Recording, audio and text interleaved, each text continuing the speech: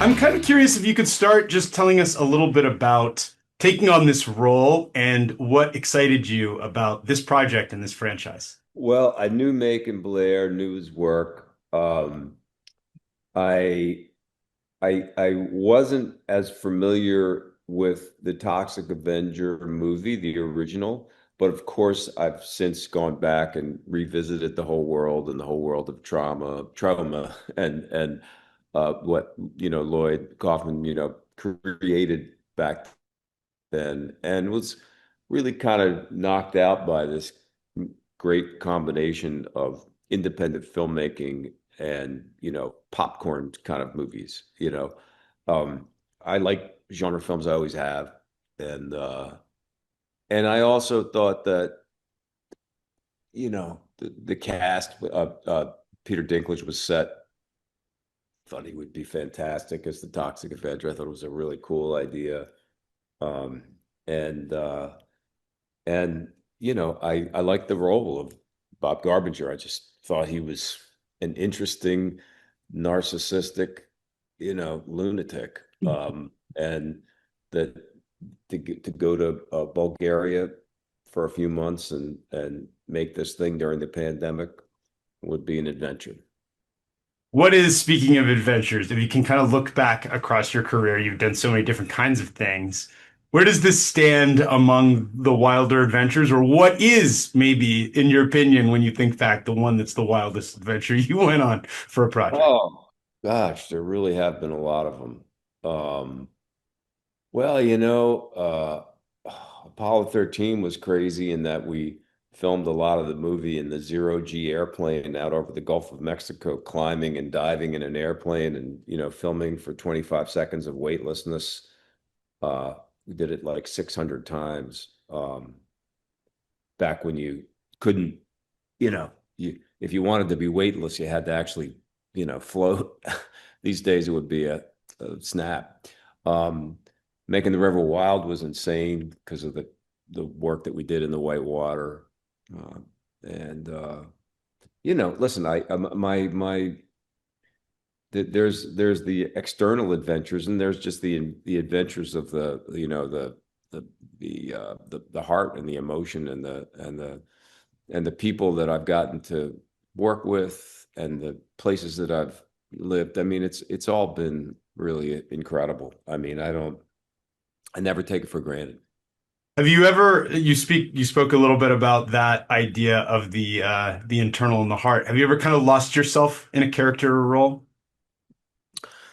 Yes, I think that I'm pretty good at leaving my work at the office. I try my best, but I will say that while I'm making a movie and even a television show, I need to stay fairly close. Like I can't turn it on and off like a faucet. I don't become him. I don't have people. I've worked with actors who, wanted me to call them by their character's names and stuff like that. That's like not my thing at all. But on the other hand, I've also worked with people who brilliant actors who will be joking and fucking around on the set, and then somebody says action and they're like crying and like do like I can't do that either. Like I need to be like in sort of a headspace. And I think that sometimes what happens is the character will infiltrate my dreams or my resting thoughts in a way that I don't can be kind of challenging, especially if it's if I'm going to like a dark place. I mean, I did a movie where I was like in Alcatraz and we shot on Alcatraz, and a lot of the movie I was like naked and covered from head to toe in dirt and bugs, live bugs and rats Oof. chewing my legs and chains. I mean, and it was during the earthquake in the Somar quake. Anyway, like that was I was getting a little wacky. But the thing is that I have a picture from when we wrapped that movie, and I'm on a beach, and I've got my little girl in my arms, and I still look super skinny, and I still have my head shaved. Um, but you can see that I've just let that man go. Like Hmm. Like when they say wrap on the like on the weekends, I tend to maybe take them home a little bit. But when they say wrap on the overall movie, I can kiss them goodbye. And I'm not somebody that likes to keep clothes, or props or really anything from a movie. It's like I want to just put it away and start thinking about the next one.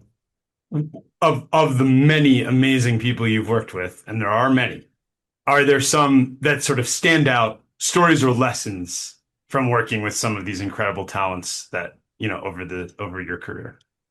Well, listen, I mean, I got a chance to work with Meryl Streep, um, and you know, she's a good example of you walk in there and you go, okay, this is our first day of rehearsal, and I'm working. This is Meryl Streep, you know, arguably one of the greatest actors ever, in my opinion, in terms of the kind of diversity of roles that she's played and her ability to completely embody so many different kinds of characters throughout her career.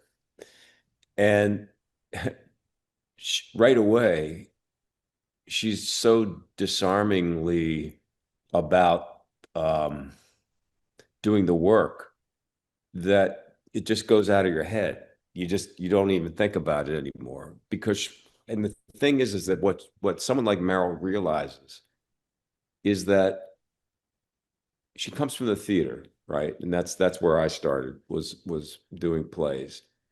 When you're in the theater, you have to play the play and you've got to play the scene within the play. You're all on stage together and you all are having a responsibility to deliver that scene. It's not about your close up because you don't get a fucking close up. Yeah. You're it's about delivering this this experience as a whole, and that requires having to listen to and think about all of the players in the situation and not just about yourself.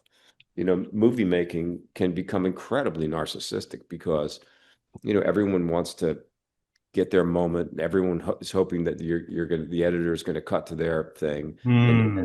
and there's a lot of separation can happen between actors. But when you work with someone like Meryl as a stage actor, um, it's you don't feel that. We were all she made us all feel, myself and Strathairn and John C. Riley, right away we were part of a company uh, that she was also a member of, So and you're all of you are elevated, right? we're all elevated, and that's like a really good lesson. And I remember that with with any kind of company of actors that I get a chance to work with.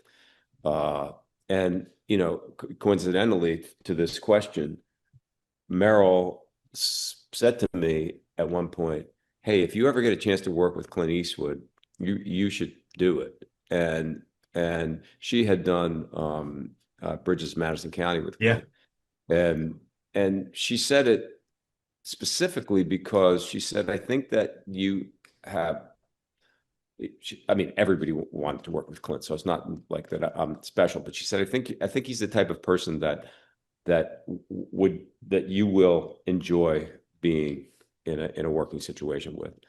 And luckily, a few years after that, I got cast in Mystic River, and so as a result, got a chance to work with you know two amazing icons in that way.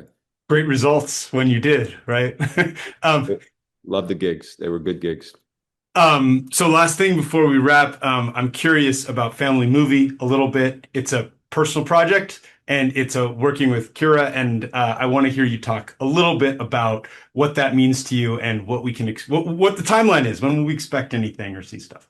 We are in the editing room as we speak. We literally just about an hour ago watched our one of our cuts down and we're making notes. We we're an independent movie that is going to be out looking for distribution. Hopefully soon. we we're gonna we're gonna start to screen it for, first we'll start with some people that really like us, and then we'll start to expand it out from there. Um, but it's one of those things where we've lived with the script for a long time, and certainly with the process of making it was fantastic. We were in a tiny little town in Texas with myself and Kira and our two children, working really, really closely together, living right on top of each other. It was absolutely magical, and we feel like we made something really cool. Thank you so much for your time, Kevin. It's an honor to speak with you, and thank you for your work and congrats and good luck with the rest of this one. Thanks, man.